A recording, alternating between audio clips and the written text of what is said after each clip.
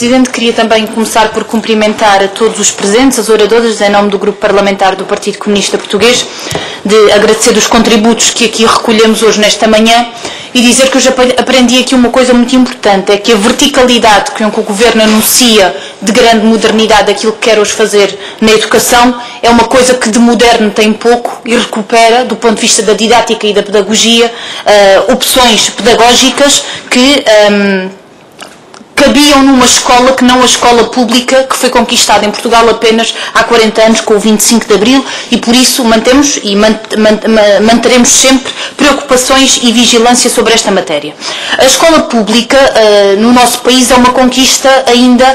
muito recente e, portanto, 40 anos de escola pública permitiram, ainda assim em pouco tempo, um conjunto de avanços significativos no acesso à educação para todos. Uma das grandes conquistas era o desenvolvimento da cultura integral e, por isso, os currículos tinham como objetivo proporcionar a muitos, a quem a família não tinha condições socioeconómicas de o fazer, acesso a experiências que de outra forma não teriam. Eu não nasci antes do 25 de Abril, mas houve colegas meus, que sou do interior do país, que a primeira vez que viram o mar foi quando vieram uma visita de estudo com a escola pública a Lisboa. E, portanto, a escola pública teve este sentimento e teve esta importância e responsabilidade de permitir também, do ponto de vista da vivência de cada um dos seus alunos, com o compromisso de ser uma escola para todos, um patamar de emancipação individual de cada um dos jovens, mas também coletiva para o país e para a sociedade, que até aí o fascismo não tinha conseguido, porque tinha objetivos completamente contraditórios e a própria Primeira República não tinha tido exatamente este objetivo de massificação e universalização do acesso à educação. Dizer que a escola, os currículos, a organização dos currículos, o princípio do desenvolvimento da cultura integral, no nosso entendimento, hoje está a ser posto em causa. E eu hoje vi aqui pessoas que, representantes de associações de professores, que alertaram para consequências relativamente ao ensino artístico, ao ensino, à educação visual e tecnológica, à redução da carga horária da educação física, a outras importantes componentes do currículo que foram alteradas por sucessivas medidas deste Governo e, em alguns casos, de medidas ainda do anterior Governo, que degradam esta cultura integral e a oportunidade que cria. Eu tenho mesmo dúvidas se a escola dual é ou não a perpetuação e a reprodução das desigualdades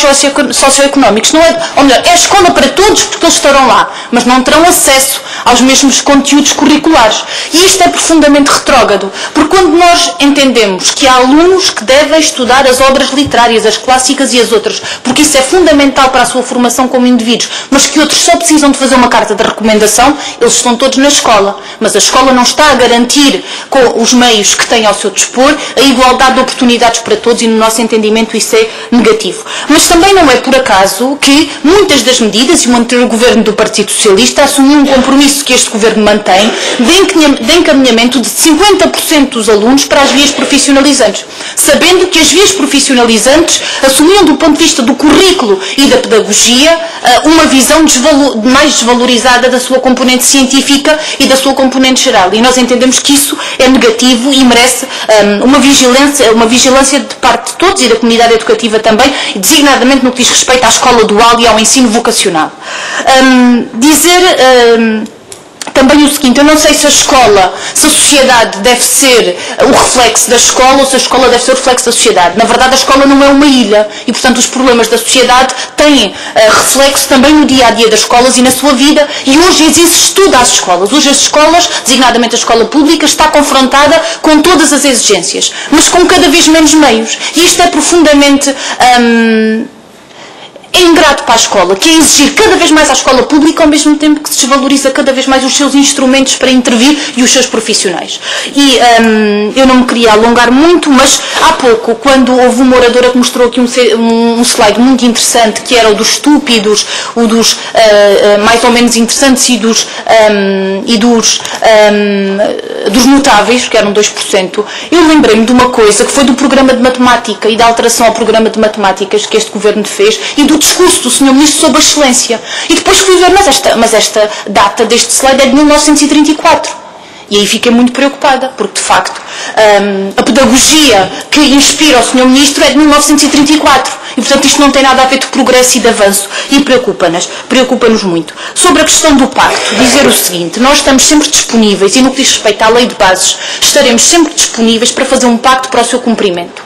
Aliás, pacto que nunca existiu, porque o principal problema da lei de bases é o seu desrespeito contínuo e a sua não regulamentação. Porque no nosso entendimento não são precisas grandes alterações à lei de bases, é preciso que se cumpra a lei de bases e se regulamente aquilo que nunca se regulamentou. E por isso, relativamente aos pactos, nós temos tido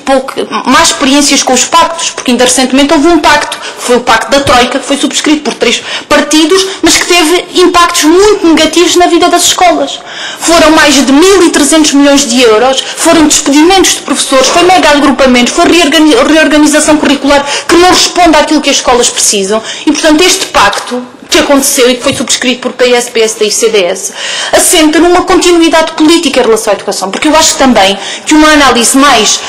independentemente de alterações de pormenor, mas relativamente a questões de fundo da política educativa, tem existido um grande consenso, designadamente desde a professora Maria Rodrigues até ao professor